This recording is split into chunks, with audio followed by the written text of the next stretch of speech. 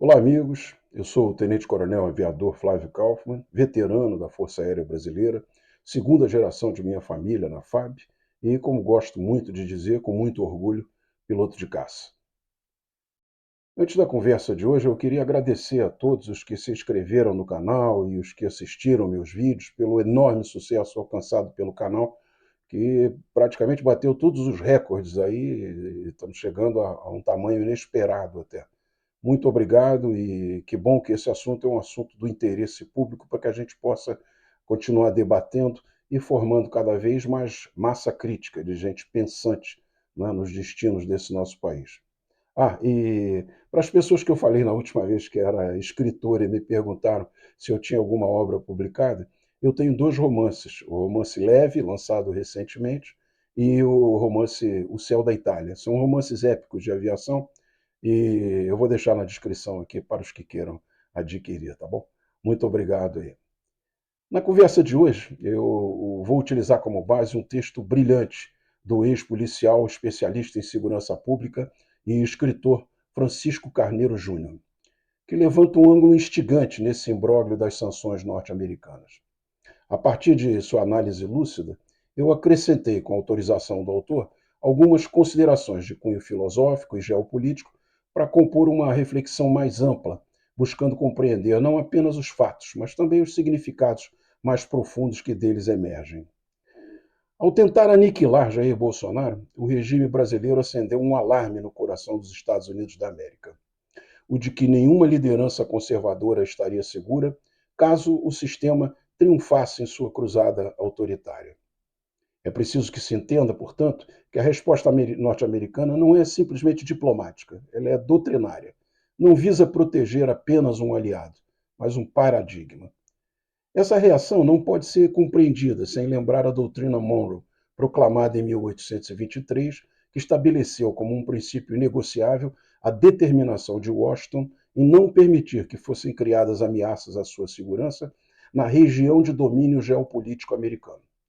E a América Latina, nesse sentido, sempre foi vista não como uma periferia distante, mas como zona vital de influência, onde qualquer tentativa de subversão da ordem capaz de enfraquecer os Estados Unidos deve ser contida com firmeza. O caso brasileiro, contudo, vai além da aplicação mecânica dessa doutrina. A importância geopolítica do Brasil ela é singular. Detentor de vários recursos naturais, com destaque para água potável, energia limpa, minérios estratégicos e imensas áreas agricultáveis, o país tornou-se um verdadeiro celeiro do mundo. Além disso, com sua posição privilegiada no Atlântico Sul e sua condição de maior nação católica do planeta, o Brasil é visto como um bastião civilizacional no hemisfério. Sua instabilidade, portanto, não é um problema local, ela é uma ameaça direta à balança de poder global. Em relação a essa perseguição ao ex-presidente, Nietzsche advertia que quando o poder tenta suprimir um espírito indômito, acaba por fortalecê-lo na esfera simbólica. A tentativa de apagar uma liderança, em vez de diluí-la, a inscreve no imaginário coletivo como mito. O que se vê, portanto, não é apenas política, é a repetição de uma lei trágica da história, segundo a qual o martírio involuntário converte o perseguido em arquétipo. Agora, Brasília encontra-se diante de um dilema insolúvel. A perseguição de Bolsonaro, tratada internamente como jogo de poder, transformou-se em pauta de segurança internacional.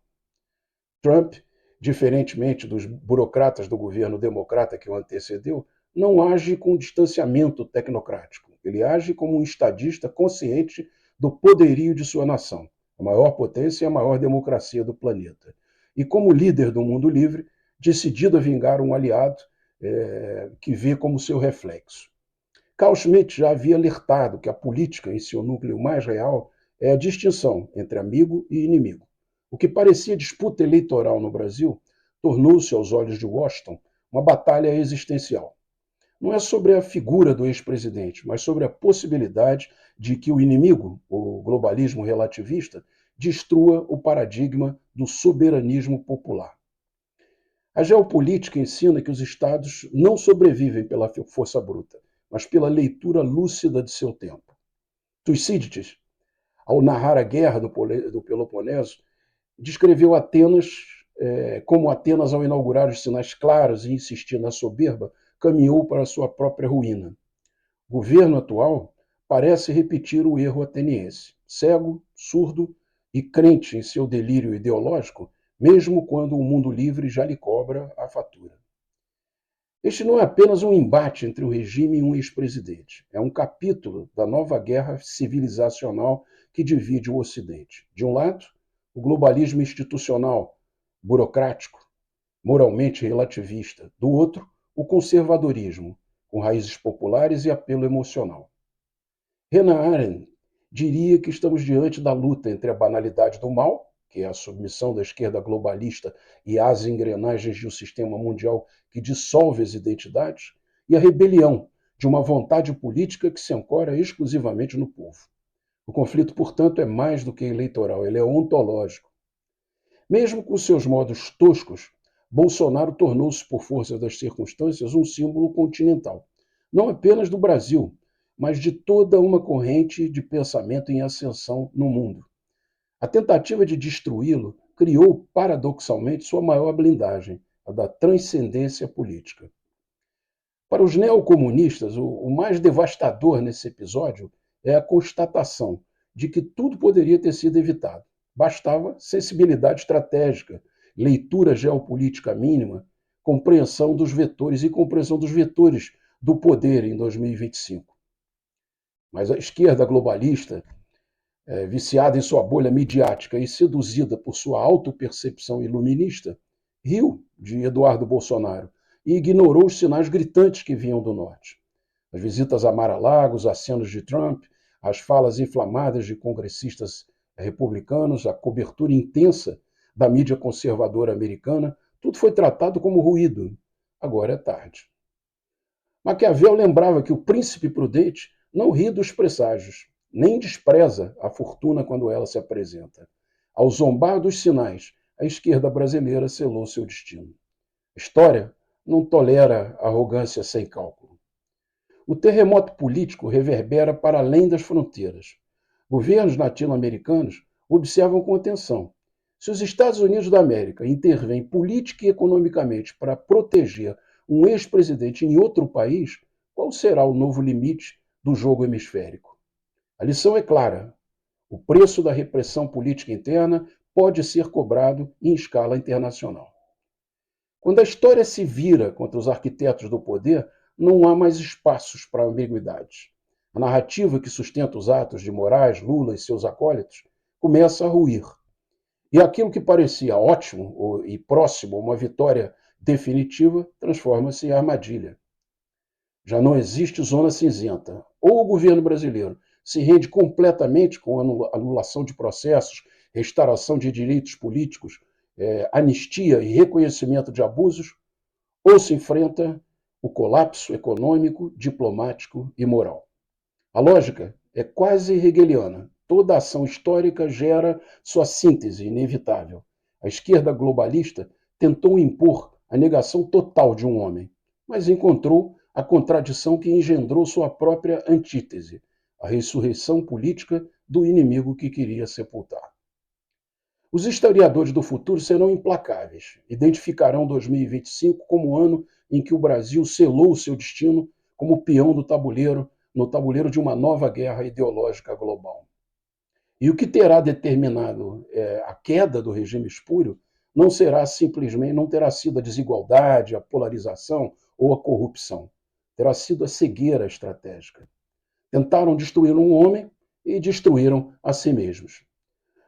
O jovem deputado, de quem riam por fritar hambúrgueres em Missouri, agora observa, enquanto seus adversários marcham em direção ao colapso que eles próprios arquitetaram. E nesse jovem que ousou trocar o conforto de Brasília pela incerteza de uma cruzada em defesa de seu pai e dos valores mais essenciais da democracia brasileira, pode vir até a germinar algo maior. A ação audaciosa que o lançou ao sacrifício pessoal talvez seja também a forja de um caráter político mais sólido, com capacidade e tempo para amadurecer, moderar sua postura e aprimorar o seu discurso. Quem sabe no futuro o país possa encontrar nele não apenas o herdeiro do legado de seu pai, ou um próximo senador, mas um novo estadista para o cargo máximo. Desses corajosos que há muito não se vê em nossa terra, capaz de unir coragem, equilíbrio e visão para conduzir o Brasil a um novo e venturoso destino. Se, por um lado, a história não perdoa a arrogância acompanhada de ignorância, por outro, ela jamais subestima os homens que, em silêncio, constroem o futuro.